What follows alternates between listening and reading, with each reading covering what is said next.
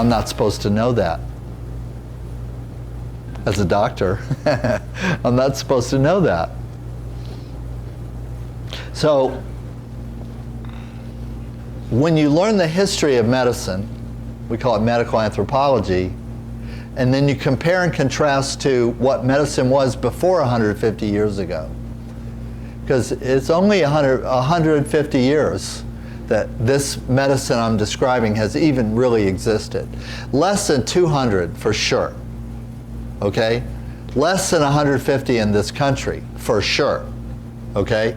So now we've been in society living like we do with each other, in cooperation with each other, agriculture and otherwise, industry and otherwise, for 10,000 years.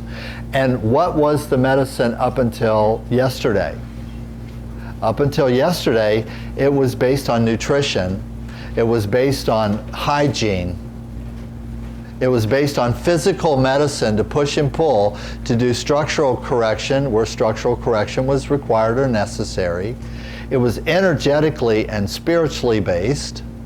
That nutrition, that water, that pushing and pulling, poking and prodding, non-invasively, it was non-coercive and had forever, from Pythagoras to today, natural medicine was based on your informed consent, the consent of the person who is being treated.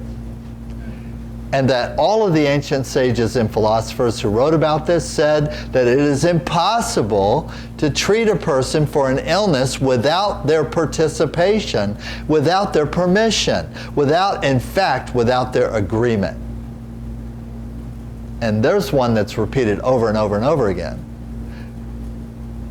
The Bible says, wherever two or more are gathered, there I am in the midst of them. In my opinion, that is a medical reference. So when I talk about biblical medical references, that's one of the ones that I point to, okay? And the reason why I do that is because it's not a Christian thing. This concept that wherever two people are in agreement, that God or Spirit or Great Spirit is what is between them. That in fact all healing is based on agreement, whether it's based on agreement between you and another person, or it's based on agreement between you and Spirit, or whatever you perceive Spirit to be. Okay, whatever you perceive Spirit to be.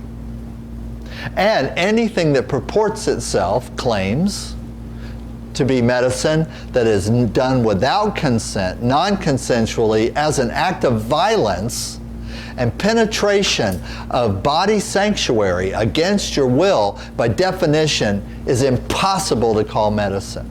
By definition. In my opinion. In my opinion.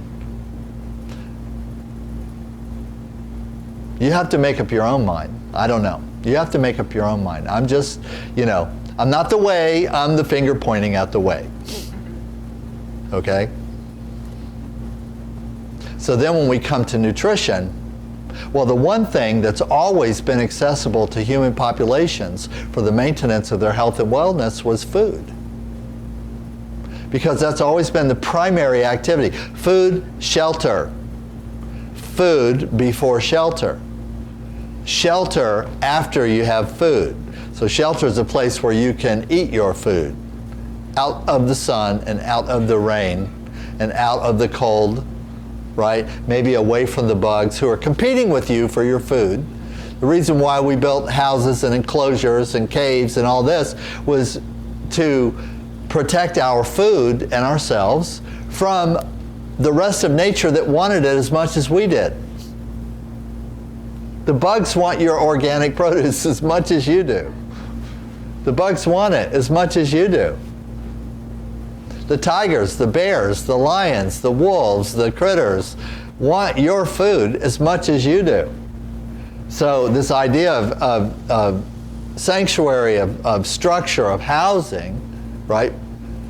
Food, shelter is as important for the food thing as anything. And also, when we realized that there were parts of the year where food was hard to get and scarce to find, that we had to accumulate it and we had to store it, and that meant that we had to get it out of the rain and the sun and the wet, and we had to be able to keep it dry, and we had to be able to keep it cool, okay? So we had to develop storage.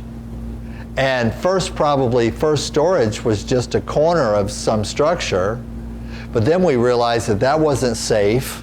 It wasn't as dry as we thought, and so we had to make artificial structures to put our food in, and eventually we called these artificial structures, we're putting our food in, pots. And then eventually we realized we could do all kinds of things with pots, and as soon as we could make a pot, then we'd have a pot to piss in. And we no longer had to piss in a corner of the living room. That's how it works. And so then we have the art of preservation that comes in, how to store food past its time of harvest for future consumption in the highest grade and way possible. Okay, and that's where all the baking comes into mind, because baking is a way of translating natural grain into a storable medium. Because I know you like fresh bread, I like fresh bread, but have you ever heard this term before, hardtack? Hardtack. Do you know for like 500 years, bread was not soft? For like 500 years, the last 500 years, bread was not soft. Bread was hard as a brick. Because bread that is dry and has no water in it lasts longer than bread that is moist. And can be stored, dry stored in boxes and barrels and pots. And bread wasn't big loaves, bread was biscuits. Right? Bread was biscuits. In fact, the English still call bread biscuits. Okay? They call cookies biscuits. Makes no sense to me at all. Wake up, smell the coffee. Biscuits and cookies are two different things. Anybody can tell you the difference. But I digress. So the art of making bread was actually the art of preserving harvested grain for future use. Longer than if you stored the grain whole. Because if you stored the grain whole, the bugs would eat it.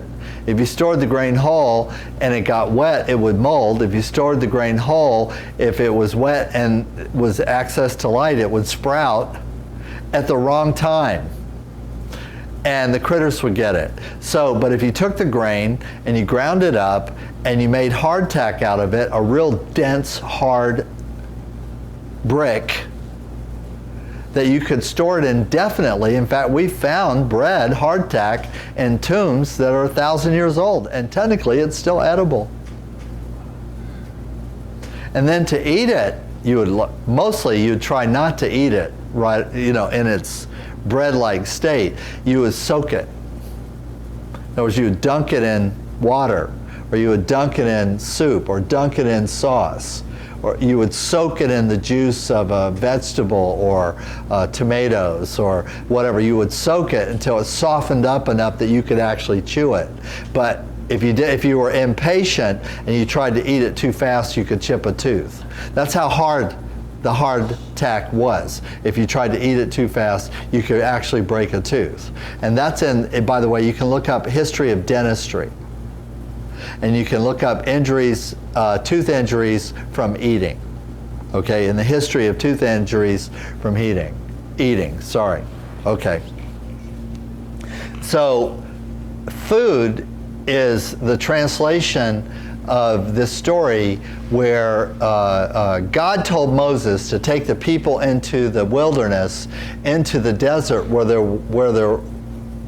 they thought there was no sustenance. And they were worried about it, and they said, yeah, I know you want us to go off in the desert, but it's the desert, and we're just taking what we can carry. There's not going to be any food. And so the quote-unquote in the story in the Old Testament, Holy Spirit tells them not to worry, that I will give you drink and I will give you manna And there'll be manna from heaven. There'll be water from heaven. There'll be manna from heaven. And so basically, there was hardtack and rainwater, which is not a happy diet. Probably supplemented with wild herbs, because even in the desert, even in the driest Sonoran desert, there's medicine everywhere. There's medicine everywhere, even edible medicine everywhere. You just have to learn how to recognize it, okay? I think the manna was not just food. I think the manna was not just the knowledge of the herbology of the desert, okay, of the plants and of the nature, the biology of the desert. I think the manna was also the function of medicine.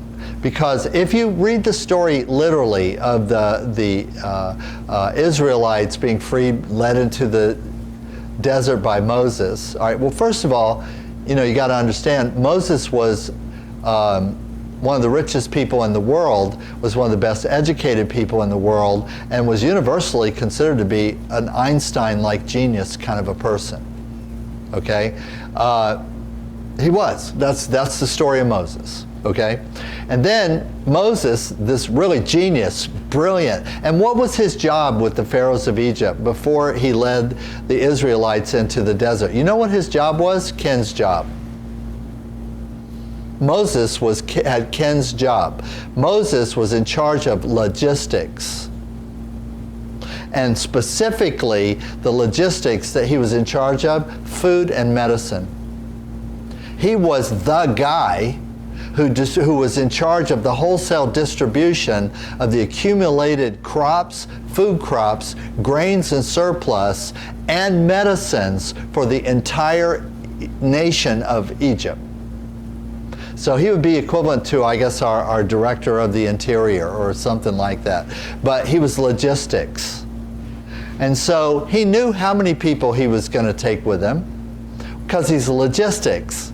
See, logistics guys can't help it. Ken walks up the steps over here. The first time he walks up the steps, he does it like this. 1, 2, 3, 4. He counted the steps. Don't worry. I never told him I saw him do that before, so it's not about making him self-conscious. But it makes perfect sense to me, because that's how I know when he says he was a logistics guy, he was a real logistics guy. Because logistics guys spend a whole part of the day just counting things. And even if it wasn't part of their job, they still count things. He knows how many things are around him. It's part of his feelers in the world. Okay? All logistics people are like that. So Moses was a logistics guy. And so he's going to take 1,000 people out in the desert and really not going to prepare? I know it's not written about in the Old Testament in that story. Let my people go, Charlton Heston. Right? I know it's not in the movie and it's not listed. You know, there's actually a lot of stuff that's not in the book of life, you know. Even the Sushruta Samhita is 7 volumes, and it's just about medicine. So the Old Testament, and this is just one little story, you got to fill in the blanks. So this manna, this instruction that there would be manna, in my opinion, is a way of saying that he had the insight, intuition, and not being just a stupid person to know that 1,000 people are going to need food and medicine in a week from now. And that he would have delegated and dedicated people exclusively to that function. And that there was a crew of doctors. Because this was, we want to talk PTSD. Okay? Think Syrian refugees. Think 100,000 Syrian refugees running away from Aleppo to Turkey. How many in them are sick? How many in them are injured? How many babies are born in the 3 weeks it takes to walk from Syria to Turkey? How many of them are starving, malnourished, dehydrated? What is their pitiful condition? Now think if they had a year to prepare for that, And instead of just boogieing in the middle of the night unprepared, that they had some leaders who were actually prepared for what was going on, and they did the logistics. And they worked out how they were going to do it. And they worked out the food, and they worked out the medicine, and they had a cadre of medical practitioners to make sure that what?